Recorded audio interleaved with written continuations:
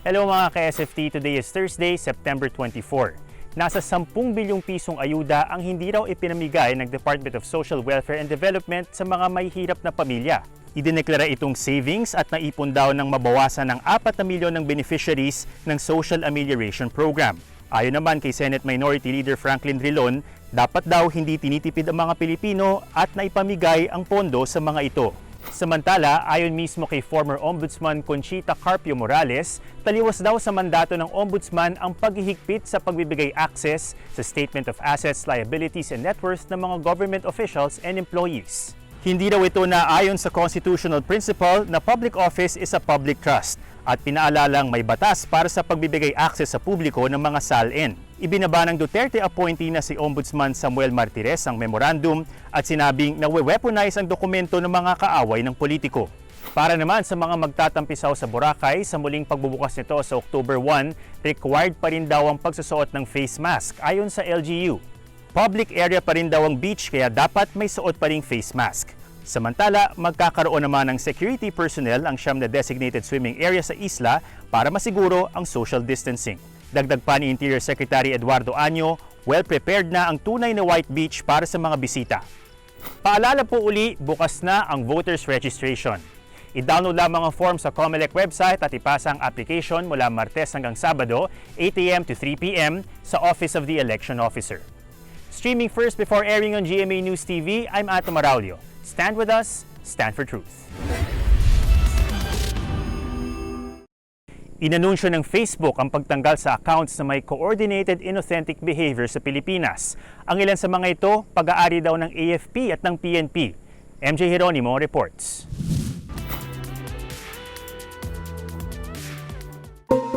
₱57 accounts, 31 pages at 20 Instagram accounts ang inalis ng Facebook na nanggaling daw sa Pilipinas.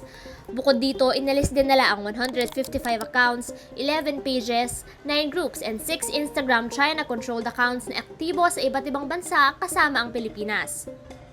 Some of the content that were found on the accounts, criticism of communism, politics in the Philippines, youth activists in opposition and military activities against terrorism. Ayon kay Dominic Ligot, isang data analyst at founder ng Data Ethics PH, ang mga komento o pahayag ng mga FB accounts and pages ay may laman na mali siya. Usually pag mga kaso ng ganitong inauthentic behavior, you're really there to attack people and harass them online. Iba-iba ang naging reaksyon ng mga netizens. May ilan na dismaya. Mas nare-restrict kapag pro-government yung stand. So, bakit ganon? It kind of seems unfair. So kung inaalaw nila yung anti-government dissent or forms of dissent na hindi para sa admin, then they should also allow or at least provide a free ground for pro-government or supportive of government sentiments as well, para equal lahat. Welcome naman para sa gaya ng volunteer teacher na si Chad ang move na ito ng Facebook. Kami bilang mga volunteer teachers, lagi kami nakakatanggap ng mga ganong threats sa pamamagitan ng mga Facebook posts nila. Ayun, tinatawag kami bilang mga terorista, nakakabahala siya, nakakatakot din at some point kasi nga seguridad at buhay namin na nakasalalay dito. Ano nga ba ang coordinated inauthentic behavior na tinanggal ng Facebook? Number 1, coordinated. Marami, no? Kunyari, mga bots, mga trolls. Pero yung point ng sinasabi niyang inauthentic, that means it's fake. So nagpapanggap yung mga accounts or meron silang ibang pinalalabas compared to dun sa totoo, no? Sabi ng Facebook, gumagamit ng fake accounts ang mga ito para i-mislead ang mga tao kung sino talaga sila at kung ano ang intensyon nila on the platform. Gumamit din daw ng $1,100 o more than 53,000 pesos ang network na ito sa Pilipinas para sa paid advertisements. Ang ilan sa mga active accounts na tinanggal ng Facebook, konektado daw sa Armed Forces of the Philippines at Philippine National Police. Ang ilang sundalo naman ng AFP, identified as operators daw nito ayon sa the Atlantic Council's Digital Forensic Research Lab. Ang nasabing Facebook page, inaatake raw ang mga komunista. Paglilinaw ng Armed Forces of the Philippines, pinapoint out ng Facebook, violation of their policy, and their emphasis is behavior, not content. We have to ask them ano ang coordinate inaccurate behavior. When people are expecting that we hold accountable personnel of the army, we have to know what did they violate. Did they violate our laws? Yun ang magiging basis natin ngayon to look further into it. So it's important that we talk to Facebook. Sagot naman ng PNP, sumusunod daw sila sa standards ng Facebook. Pero di na raw nila kontrolado na ang mga comments at grupo nakikipagdiskusyon sa naipost na nila. Trolling is another MO. You want to abuse or bully someone online, so you use comments, you use hate speech. I'm worried na syempre, it has to be investigated. Pero if it's true na talagang tied siya to the military, that means public funds ang ginagamit for that, no? But if you're going to use fake accounts, ibang klase na yon. I think that's leading to trolling, no? Kung gusto naman daw ng Facebook na iwasang maulit ito, kailangan daw ayusin ang sistema online. Meron kang advertising platform and it's mixed with your social experience. Yun yung innovation nila eh. But that's what's causing problems. Kasi normally, you rely on your social network to be a safe place. If they're still intent on keeping the trust of people, they might have to take bold steps. Pero yun nga, I think the problem is they are making too much money. Maaaring nakatulong ang ginawa ng Facebook para mabawasan ang talamak na fake news. Huwag naman sanang umabot na pati gobyerno, maling impormasyon na ang naibibigay sa publiko. Patuloy pa rin ang isinasagawang investigasyon at nararapat lang na may managot sakaling mapatunayan na totoo ang mga aligasyon. I'm MJ Jeronimo, I stand for truth. Sa 6 na buwang laban sa COVID-19, isa rin sa mga apektado ang mga nurses pa abroad. Pero kahit pinapayagan ng makalabas ng bansa ang mga may kontrata, ang mga overseas Filipino nurses tila may bagong problema. May ulat si Manal Sugadol.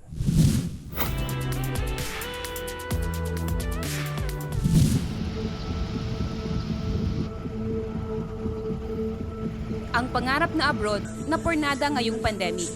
2 taon nang pinaghahandaan ng nurse na si Mark ang pagtatrabaho sa Germany. Pero dahil sa healthcare workers deployment ban, hindi siya nakaalis. Unfortunately, because of this COVID-19 pandemic, na-hold po yung deployment namin until such time po na yung mga visa po namin na-expired na po siya ng May 28. Si Mark sana ang sandala ng kanyang pamilya ngayong may krisis. Mahirap.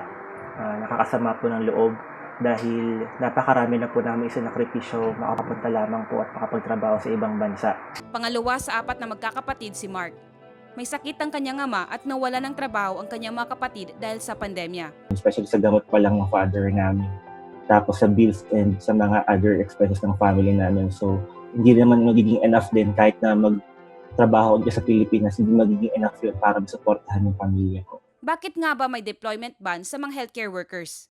Ang layunin po natin dito ay upang tugunan yung kapasidad po ng ating healthcare system sa ating bansa upang ma-avoid or mawala po yung pandemic at kinakailangan po natin yung mga frontliners natin hindi po magli-lift yung ating temporary suspension. Kaya naman matapos ang halos kalahating taon na laban sa COVID-19, inanunsyo ni Pangulong Duterte ang pagpapalawig ng exemption date ng deployment ban sa mga healthcare workers. The ban on the deployment of Filipino health workers with existing contracts abroad is now lifted. Yung may mga kontrata na perfected na, there is already the contract signed. The nurses, the doctors, and other healthcare professionals who sign contracts with employers abroad this year would now be allowed to leave. Ito pong perfected contract kung tawagin natin, ito yung tinatawag nilang employment contract. Yung pong employment contract na ito po ay may minimum labor standards at ito po ay pinirmahan ng foreign employer at ng ating OFW na nurse. Ang problema, nung nag-issue ng PUA Governing Board Resolution number 9 na nagkaroon ng deklarasyon ng ban of deployment, naisama ng PUA pati yung proseso ng pag-approve ng mga additional job orders, na-stop din nila yung pag-approve ng mga additional employers, ng mga healthcare workers, at tinigil nila yung online processing ng overseas employment certificate. At kung kailan online na ang lahat, balik manual processing daw ang PUEA. Ngayon, binalik po ng PUA na manual, isa-isa. So, dadalhin namin yung papel ng isang nurse sa PUA para approvean nila at sila yung nagpa-process sa online processing system ng PUA. So, yung mano-mano na yan, nakakatagal yan, nakaka-delay.